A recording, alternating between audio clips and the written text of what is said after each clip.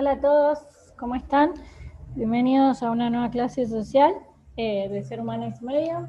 En este caso vamos a hablar sobre la UP4 y todo lo que tiene que ver con Estado, con políticas sanitarias y una introducción de agua que después en la UP5 vamos a profundizar más. Empezando primero por lo que es el Estado. Hay un montón de teorías que van a hablar sobre qué es el Estado. Nosotros no vamos a profundizar mucho en eso porque no es su área y no se justifica, pero sí vamos a decir que el Estado es una organización y obviamente como tal tiene una naturaleza que es política, en donde vamos a encontrar un soberano, sea el que sea, sea en una monarquía, sea en una monarquía parlamentaria, sea en una democracia, en una autocracia, lo que sea, vamos a encontrar a alguien que gobierna una nación dentro de lo que es una zona geográfica delimitada. Justamente para que sea Estado, para que sea nación, hay ciertas características que tienen que cumplir y una de ellas es que justamente tenga una zona delimitada. Por ejemplo, lo que sucede con Palestina. Palestina no es un Estado y se la conoce como Autoridad Nacional de Palestina. ¿Por qué? Porque todavía tiene conflictos con Israel sobre cuál es la determinación o la delimitación del territorio. Entonces, hasta que no tenemos esa delimitación, no podemos decir que es una nación. Hay un concepto clásico que el que conocemos todos ha sufrido algunas transformaciones partiendo de lo que fue el siglo XIX, ¿sí? 1800. Ahí comienzan lo que se llaman los estados liberales porque no intervenían en las cuestiones que tenían que ver con la sociedad y obviamente surgieron para responder a lo que fue la revolución industrial, fines del siglo anterior, y donde no tenían ningún rol protagónico en cuanto a la cuestión social, ¿no? ¿Por qué? Porque las cuestiones sociales y las económicas se dirimían fuera de lo que era la autoridad del Estado. Pero, un siglo después, ya en el siglo XX, y por la crisis económica que se da en el periodo entre las dos guerras mundiales, ¿sí? La crisis económica que se da en los años 20, producto de la Primera Guerra Mundial, y en los años 30 se da por la extensión a nivel internacional de lo que fue el crack de la bolsa de Wall Street. El Estado comienza a tomar otro rol. ¿Por qué? Porque comienza a intervenir mucho más activamente en los que son los problemas económicos y sociales de la sociedad, para ver si de esta manera se funciona mejor, porque anteriormente no había traído resoluciones.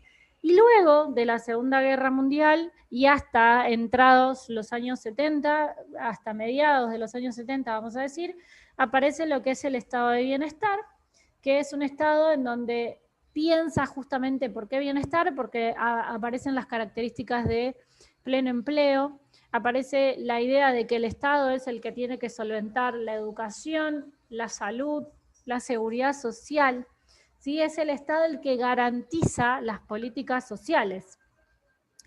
Igual vamos a tener en cuenta que después de esos años se da lo que es el Estado neoliberal, que es el que ya conocemos, políticas neoliberales y demás. ¿Qué es una política sanitaria? Porque obviamente el Estado, como decimos, realiza políticas. Bueno, en este caso la política sanitaria, según la Organización Mundial de la Salud, es una declaración, obviamente oficial, porque es por parte del Estado, dentro de las instituciones que van a definir las prioridades de actuación, léase Ministerio de Salud. Si no existe, como nos sucedió en el gobierno anterior, teníamos una secretaría, en respuesta a las necesidades de salud, a los recursos disponibles y también a otras presiones políticas. Por eso, por ejemplo, cuando comenzó la pandemia, Yuval Harari, un israelita, un profesor de historia israelita y politólogo muy importante a nivel internacional, dejó en claro que aquellos estados en donde no se había trabajado en un sistema de salud y en políticas sanitarias que que dieran respuesta a a los problemas, claramente en la pandemia iba a ser mucho peor. ¿Por qué? Porque no se había invertido en los sistemas de salud. De hecho, una de las cuestiones que se le critica al gobierno de Trump, por ejemplo, en los Estados Unidos, es esto, es cómo un sistema de salud tiene tantas trabas y tantas complicaciones, no por la cuestión de recursos, porque los recursos están disponibles en el caso de Estados Unidos, sino porque no dan respuesta a las necesidades. Fíjense qué contrariedad, ¿no? A diferencia de la mayoría de los países en donde tal vez sí se responde, pero no hay recursos suficientes, ¿no? El otro día acá en Rosario mismo había centros de salud que habían cerrado sus puertas, no porque no daban respuesta, porque estaban trabajando, sino porque justamente no tenían los recursos suficientes. Entonces, claramente las políticas sanitarias son políticas de un modelo de Estado, ¿sí? Un modelo de organización estatal. Obviamente que para que sea válida una política sanitaria va a ser promulgada por una legislación o cualquier otra normativa que sea parte del Estado, donde estén establecidos los programas sanitarios. Entonces, si respondimos a qué es una política sanitaria, entonces, ¿qué es la salud pública? Esto que parece una obviedad, pero que no lo es. Bueno, la salud pública básicamente es la que lidera la manera en cómo se van a racionalizar las respuestas al fenómeno social de la salud, la enfermedad y la atención. Entonces, es la ciencia que promueve la salud, el prevenir de la enfermedad y obviamente la prolongación de la vida mediante esfuerzos organizados de la sociedad.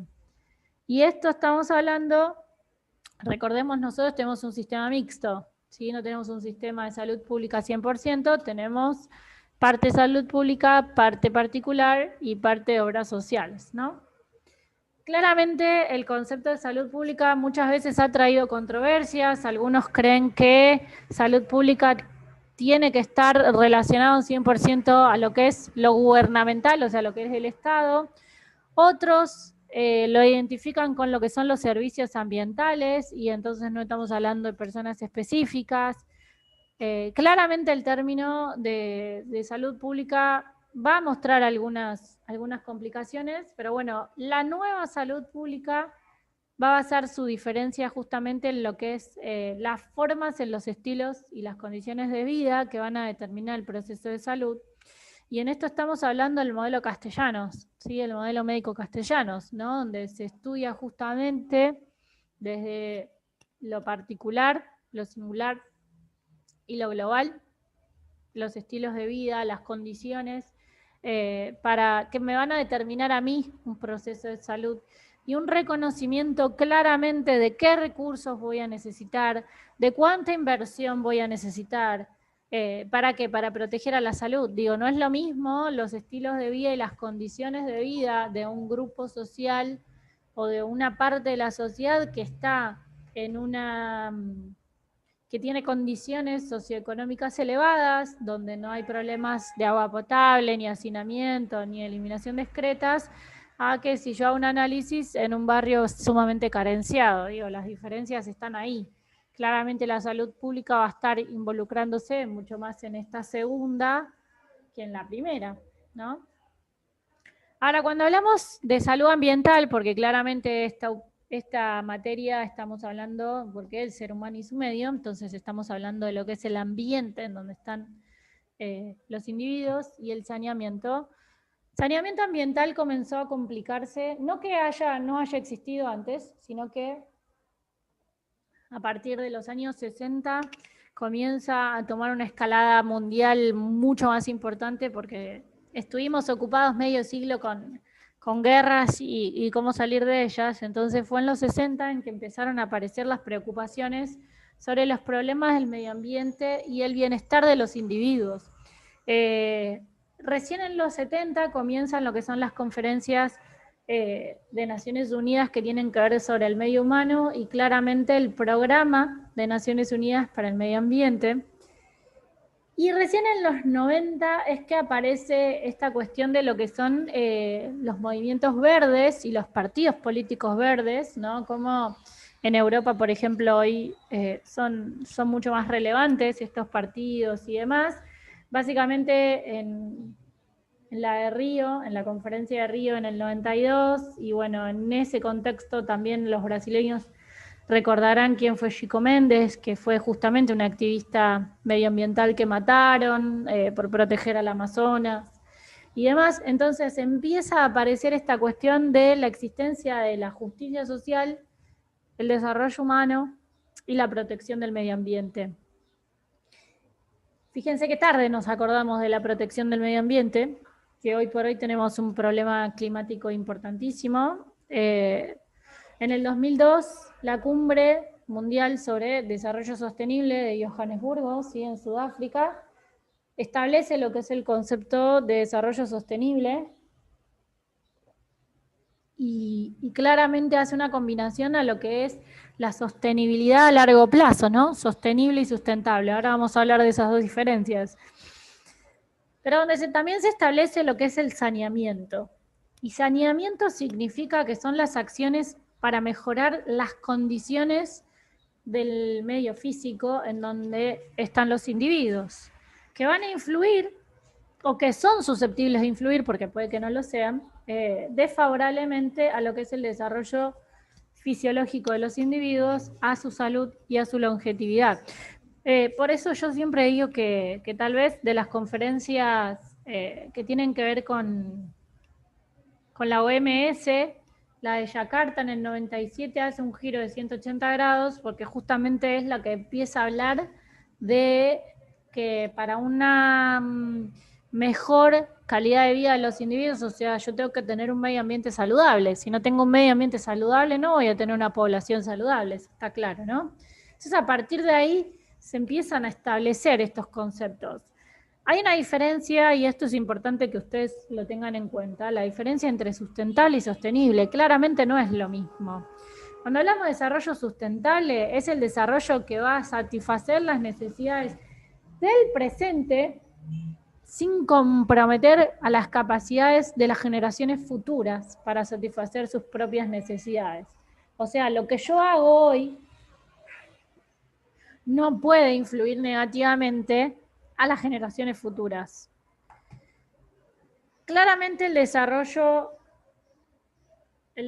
sustentable tiene como objetivo lo que es la homogeneidad y la coherencia en cuanto al crecimiento económico, porque yo no puedo utilizar, ahora por ejemplo salió en Argentina la habilitación, lo cual es un peligro, de utilizar en lo que es la harina un elemento transgénico, entonces vamos a hacer pan transgénico, lo cual es sumamente peligroso. Sí, ayuda a la economía, claro. ¿Es beneficioso para la población? No. Entonces, lo que se busca es un equilibrio, evitando comprometer justamente la vida del planeta para que los individuos y la naturaleza y toda la biodiversidad estén en equilibrio, ¿sí? ¿Cuáles son los tipos de sustentabilidad? Básicamente son tres y tienen que ver con los factores económicos, sociales y medioambientales. Por un lado, cuando hablamos de sociedades, estamos hablando de lo que es el crecimiento sostenible, la responsabilidad social. Acá cuando hablamos de responsabilidad social estamos hablando tanto de lo empresarial, o sea, de la responsabilidad que las empresas y las industrias tienen con el medio ambiente, como las propias sociedades, y un urbanismo sostenible. ¿Sí? El urbanismo es uno de los conceptos que hoy más se lleva adelante, porque tiene que ver con cómo las urbes se construyen en función de sostener el medio ambiente. Si yo hago más edificios, si yo saco los espacios verdes, si cada vez saco más de esto, en todo caso lo que estoy haciendo es perjudicando al medio ambiente, ¿no? Entonces, hacer un urbanismo sostenible. Cuando hablamos de estrategias económicas, estamos hablando de la economía y de cómo vamos a tener un futuro desde una perspectiva equilibrada. ¿Sí? Acá estamos pensando básicamente en, por ejemplo, lo que ustedes no recordarán, pero bueno, soberanía alimentar, ¿sí? de nutrición, ¿no? y cómo desde este sector va a estar relacionado lo que es la economía y el futuro de los individuos. Y la tercera de las estrategias tiene que ver con el medio ambiente, que claramente estamos hablando de los recursos naturales, tanto renovables como no renovables, y que nos ayudan justamente a sostener y mejorar la calidad de nuestras vidas, ¿no? Claramente esto hoy es un tema, los que se trata dentro de lo que es el Acuerdo de París, que es el acuerdo que empezó en 2015 justamente para el desarrollo sostenible y sustentable. Bueno, el Papa también habló de eso en su encíclica, en la última. Hoy por hoy estamos viendo que justamente lo que se pide desde Naciones Unidas, desde diferentes organismos internacionales como la OMS, es trabajar en conjunto para un desarrollo sostenible y sustentable. Claramente la Agenda 2030 que se habían planteado desde lo que fue las Naciones Unidas no está surtiendo efecto, porque deberíamos haber bajado lo que es la producción y la eliminación de carbono y el dióxido de carbono hacia la atmósfera, y no se está cumpliendo. Estados Unidos salió del programa, y hay un montón de estas cuestiones que claramente hoy son uno de los mayores problemas y donde no hay soluciones o no se está trabajando en pos de eso. Yo ahí les puse un cuadro que es bastante interesante, que tiene que ver con las acciones socioeconómicas, con lo que es el crecimiento económico, con lo que es el crecimiento económico ambiental, obviamente la administración de lo que es el ambiente, socioambiental y progreso social, todo relacionado a lo que es la sustentabilidad, ¿no? Y el desarrollo sostenible, básicamente, tiene que ver con los procesos para tratar de satisfacer tanto las necesidades sociales y económicas de la sociedad. Y en este caso estamos hablando que atiende básicamente a factores culturales y medioambientales sanos de la generación actual, pero no poniendo en riesgo a lo que es la generación futura. Fíjense que tal vez los puede confundir un poco las definiciones, pero que ahí tenemos dos dibujos bastante clarificadores de lo que es un concepto y el otro. El desarrollo sustentable incluye procesos para preservar, conservar y proteger los recursos naturales. No estamos teniendo en cuenta necesidades culturales, ni políticas, ni sociales específicas del ser humano. Mientras que el desarrollo sostenible justamente se basa en las necesidades sociales y económicas de la sociedad sin poner en riesgo a lo que está por venir. Entonces, claramente la diferencia es esta, que atienden a factores culturales y medioambientales de la generación actual. Y sustentable, entonces, preservar y conservar los recursos naturales actuales y venideros. ¿Qué pasa con la cuestión del agua? Bueno, hay miles de millones de personas que, sobre todo en los países en vías de desarrollo, se enfrentan a grandes y antiguos problemas sobre lo que es el saneamiento ambiental eficiente, y principalmente tienen que ver con lo que es la eliminación de los desechos, que es lo que vamos a ver próximamente, y el suministro del agua. Hoy tenemos que pensar que el agua es un derecho humano básico, está dentro de lo que es la Convención de Derechos Humanos, pero ¿qué es lo que sucede? Tenemos más de 1.200 millones de personas que no tienen acceso a agua potable. Cada año mueren más de 2 millones de niños por enfermedades que tienen que ver con la contaminación del agua o con un acceso a agua que no está potabilizada. En los países cada vez los más pobres, principalmente lo que tiene que ver con el centro del África, 1 de cada 5 niños muere antes de los 5 años, justamente por enfermedades infecciosas que tienen que ver en relación con el agua. La limitación de las camas en estos hospitales, en los hospitales de estos países, tiene que ver con que la mayoría está ocupada por enfermedades relacionadas con el agua, y si hoy lo pensamos también con la cuestión de la pandemia, tenemos a países que están en una situación completamente extrema, ¿no? Entre gente que está por agua o por infecciones con el agua, y gente que está porque porque tiene coronavirus, ¿no? Esto es, por ejemplo, en países como Sudán, no llegan ni siquiera a barbijos, ¿no? Entonces estas desigualdades es sumamente complicado. Claramente en los últimos 10 años se ha muerto más gente por enfermedades que tienen que ver con el agua que por la muerte comparativamente con lo que fue la Segunda Guerra Mundial. Entonces estamos hablando de un problema realmente grave.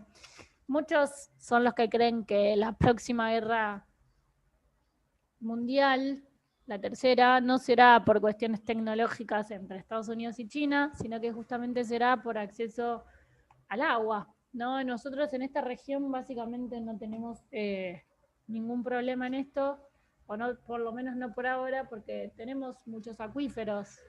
Para quien no sabe, los acuíferos son los accesos de agua subterráneos, ¿no? Y donde sacamos el agua que después bebemos. Claramente el agua es uno de los principales problemas que afecta justamente a las poblaciones más empobrecidas, sobre todo a mujeres y niñas en países africanos principalmente, donde caminan muchísimas o largas distancias para poder acceder a un poco de agua potable. Entonces, si vemos que dedican mucho tiempo a caminar en busca de esta agua, en verdad hay un gasto de energía superior de que si se quedaran, digamos, en su lugar. Claramente es uno de los grandes problemas la cuestión del sistema de abastecimiento de agua, la calidad de esa agua, y para hablar de calidad estamos hablando de la composición físico-química y biológica, que ya hablaremos un poquito más adelante. También estamos hablando de lo que es el agua salubre y limpia, ¿sí? Ese es el concepto de agua potable, cuando no tiene ningún microorganismo, ni parásitos, ni sustancias, y en cantidad y concentración no supone ningún peligro para la salud humana, y claramente cumple con algunos requisitos microbiológicos y químicos. ¿Cuáles son las fuentes de agua? Bueno, yo recién les dije lo que son las aguas superficiales, que son las de los ríos y lagos, por ejemplo, y las aguas subterráneas, que estamos hablando, por ejemplo, las que vienen de los acuíferos o las que provienen de agua de lluvia, filtraciones de suelo. Claramente estas aguas subterráneas tienen que tener un tratamiento mayor. ¿Por qué? Porque tienen muchas más sales que las superficiales. Entonces, se requiere mucha más inversión cuando estamos hablando de este tipo de aguas. Esta es una pregunta de examen. Los requisitos de potabilidad del agua. Tenemos 3 requisitos: los requisitos físicos, los requisitos químicos y los microbiológicos. Empezando por los físicos, estamos hablando sobre turbiedad. Cuando hablamos de turbiedad estamos hablando que debe ser baja, no tiene que ser, digamos, es incolora, y el mínimo aceptable es menos de 5 unidades Jackson de turbiedad. ¿Sí? Es una medida, ¿sí? El color, claramente, estamos hablando de que sea menor o igual a 15 unidades de color verdadero. Y cuando hablamos de sabor y olor, claramente es tal vez la forma más fácil que nos damos, porque el gusto y el olfato se activan cuando sentimos algo raro. También tiene que ver con, por ejemplo, nosotros sentimos diferente gusto al agua si tomamos agua en Rosario, si tomamos agua en Buenos Aires, digo. También tiene que ver con la composición de limpieza que le vamos a dar. ¿Cuáles son los requisitos químicos? Primero, pH. El pH no puede estar ni menos de 7 ni más de 8.5, porque cuanto más pH elevado tiene el agua, más sabor amargo metálico va a tener y va a aumentar la intensidad tanto del color, y claramente el cloro va a tener menos actividad, digamos, va a tener menos repercusión. Dureza tiene que ver con los iones metálicos polivalentes, deben de estar disueltos. ¿Sí? Cuando hablamos de aguas subterráneas, que son más duras, decíamos recién que tienen más sales, estamos hablando de que el plomo no puede tener más de 0,05 miligramos por litro, que el flúor no puede estar en dosis de más de 2 miligramos por litro, que el arsénico lo único tolerable es 0,1 miligramo por litro, Que nitritos y nitratos va a depender de los usos de los fertilizantes. ¿Por qué? Porque hay una eliminación de iodos cloacales, porque hay efluentes industriales, que obviamente van a causar la producción o la aparición de iones en lo que son las fuentes de agua. Entonces, los nitritos y nitratos, y esta tal vez ha sido una pregunta de examen, va a depender de las legislaciones de cada lugar y de cuál es la composición y de dónde vienen esas aguas que queremos limpiar, ¿no? Y los cloruros, claramente, si aumentamos bruscamente, puede traer alguna contaminación de aguas hervidas, claramente. Así que los cloruros deben de estar bajos. Y los requisitos microbiológicos, estamos hablando de la cantidad bacteriológica del agua, y obviamente eso se evalúa en diferentes etapas, ¿sí? El agua. Ya vamos a hablar de potabilización de agua en la próxima OP, pero bueno, lo importante acá es tener en cuenta esto. Conceptos importantes de esta OP. Estado, política sanitaria, saneamiento, y en este caso estamos hablando de saneamiento de agua, y los requisitos del agua potable. ¿Sí? Espero que se haya quedado más o menos claro. Y nos veremos en la próxima OP justamente con los procesos de potabilización del agua y demás.